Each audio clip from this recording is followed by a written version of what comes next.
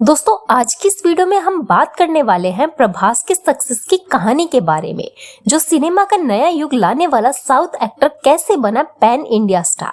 लेकिन उससे पहले दोस्तों आपसे एक छोटी सी रिक्वेस्ट है कि आप इस वीडियो को लाइक और चैनल को सब्सक्राइब जरूर कर लें। दोस्तों जब ऐसा लगा कि सब कुछ खत्म होने वाला है, कहीं से कोई उल्लास नजर नहीं आ रहा, सभी ये मान चुके थे कि ये सितारा बुझ चुका है, तभी कल की 2898 एडी फिल्म के जरिए एक नए युग ने भारतीय सिनेमा में दस्तक दी और इस युग का चेहरा बने पैन इंडिया स्टार प्रभास, जो अपना 45वां जन्मदिन मना चुके हैं। वहीं प्रभास एक ऐसा नाम जिससे साउथ सिनेमा को नई पहचान मिली, या इस बात को ऐसे कहें कि वो नाम जिसने भारतीय सिनेमा का नया युग लाया, तो प्रभास के संदर्भ में ये बात कैसी लगेगी। जैसी भी लगे, लेकिन एक बात तो तय है कि कहीं ना कहीं प्रभास का भारतीय सिनेमा के उदय में बड़ा हाथ है। कुछ लोग उन्हें बॉक्स ऑफिस का बादशाह कहते हैं, तो कुछ सफलता की गारंटी। ऐसा नहीं है कि प्रभास के जीवन में असफलताएं नहीं आई। बाहुबली की सक्सेस के बाद प्रभास ने करियर में डाउनफॉल देखा और फिर वापसी की। आज प्रभास अपना 45वां जन्मदिन मना चुके हैं, तो आइए इस मौके पर जानते हैं कि प्रभास का करियर कैसा रहा और पोस्ट बाहुबली उन्होंने कैसे अपने स्टारडम के उदय को अस्त होने से बचा लिया। दोस्तों प्रभास और एस राजमौली के बारे में ये कहा जा सकता है कि दोनों का साथ जन्म जन्म का है, क्योंकि दोनों की ये जोड़ी एक दशक पहले आई बाहुबली के वक्त की नहीं है, बल्कि उससे भी पहले एक दशक पहले 2005 में रिलीज हुई प्रभास की चौथी फिल्म छत्रपति के दौरान की है। यही वो पहली फिल्म थी जब ब्लॉकबस्टर जोड़ी ने पहली बार साथ में काम किया था। इस फिल्म के लिए प्रभास और एस राजमौली को कोई अवार्ड तो नहीं मिला था, लेकिन इस फिल्म के जरिए ही उन्होंने अपने जीवन का सबसे बड़ा अवार्ड मिल चुका था। वो था ऑडियंस का प्यार, और किसको पता था कि इसकी बुरी आदत उन्हें आगे भी लगने वाली है। इस जोड़ी के बाद प्रभास और एस राजमौली ने भी और भी फिल्में की। यूं समझिए कि राजमौली ने 2 दशक पहले ही प्रभास का पोटेंशियल भांप लिया था और अभी भी वे इसी पोटेंशियल पर काम कर रहे हैं और देश की सबसे ज्यादा कमाई करने वाली फिल्म बनाई जा रहे हैं। बाहुबली और बाहुबली 2 इस बात का उदाहरण है, और दोनों कल की 2898 एडी के साथ में अभिनय करते भी नजर आए। तो फैंस तो यही चाहेंगे कि दोनों की ये ऑन स्क्रीन याराना भी बना रहे, ये बॉन्डिंग ऐसे ही सफल बनी रहे।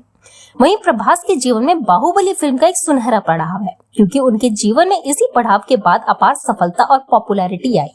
बाहुबली से पहले शायद प्रभास सिर्फ साउथ इंडस्ट्री का चेहरा थे और हिंदी ऑडियंस के बीच उनकी इतनी लोकप्रियता नहीं थी, लेकिन प्रभास को बाहुबली फिल्म ने वो सब दिया जिसने उन्हें इंडियन सिनेमा का किंग बना दिया। आज भी बाहुबली देश में सबसे ज्यादा कमाई करने वाली भारतीय फिल्म है। विदेशों में भी इसने अच्छा कलेक्शन किया। इस फ्रेंचाइज का क्रेज ऐसा है कि जब लोगों को इस बात का जवाब मिला कि कटप्पा ने बाहुबली को क्यों मारा, तो उसके बाद से ही जनता का सवाल यही है कि बाहुबली 3 कब आएगी। वहीं प्रभास के सक्सेस के पीछे उनके खुद के व्यक्तित्व का भी योगदान है। कठिला बदन, लंबा चौड़ा शरीर, लंबे बाल और एक योद्धा की तरह मुस्कान, ये कुछ बातें प्रभास की ऐसी हैं जो उनकी छोटी मोटी त्रुटियों को बचा लेती है।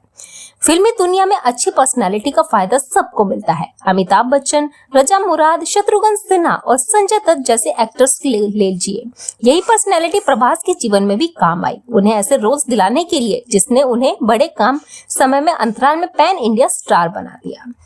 वहीं किसी भी शख्स के लिए खुद में ही एक ब्रांड बन जाना बहुत बड़ी बात होती है।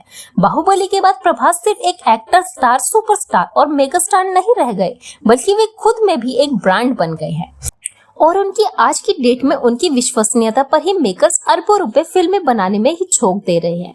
हाल ही में आई देश की सबसे महंगी फिल्म कल की 2898 एडी को ही ले लीजिए। इस फिल्म ने दुनिया भर में जबरदस्त कमाई की। इस फिल्म में प्रभास का ही लीड रोल था। बीच में जब प्रभास का बुरा दौर आया, तो भी काम को लेकर उनकी कमिटमेंट्स वैसे ही थी। उन्होंने भी समझा कि वे अब एक ब्रांड है और उनकी एक वैल्यू है। उन्होंने मेकर्स का भरोसा जीता, तो उन पर अरबों रुपए लगाने में जरा भी झिझक नहीं दिखा रहे थे। प्रभास ने एक एक्टर होते हुए भी महंगी से महंगी फिल्मों की जिम्मेदारी अपने कंधे पर ली और फिल्म को हिट कराने का वादा किया। इससे वे पिछले कुछ समय में सफल भी हो रहे हैं और आखिरकार वापसी कर चुके हैं। वहीं जब बाहुबली के बाद एक फेज आया जब उनकी कुछ फिल्में वैसा कमाल नहीं दिखा सकी जिसकी उम्मीद थी, तो उस दौरान प्रभास का करियर खत्म नजर आने लगा। ये वो वक्त था जब राह पर चलता हर दूसरा आदमी प्रभास को सलाह देने के लिए आतुर था। लोग तरह तरह की बातें करते थे, तो कोई कहता था कि प्रभास पर स्टारडम का भूत चढ़ गया है। तो कुछ लोगों का मानना था कि वे बाहुबली की अपनी छवि से बाहर नहीं निकल पा रहे हैं, लेकिन प्रभास ने इन सभी बातों को अन्यथा नहीं लिया। आदि पुरुष की विफलता उनके करियर में एक पूर्ण विराम की तरह आई। हर तरफ सन्नाटा था।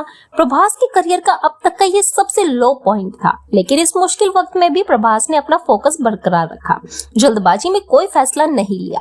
फिर सालार और कल की 2898 AD ने उन्होंने ये साबित कर दिया कि क्यों आज की डेट में वे भारत के सबसे बड़ा ब्रांड हैं। तो दोस्तों, आपको ये जानकारी कैसी लगी हमें कमेंट करके जरूर बताएं। साथ ही वीडियो को लाइक और चैनल को सब्सक्राइब जरूर करें।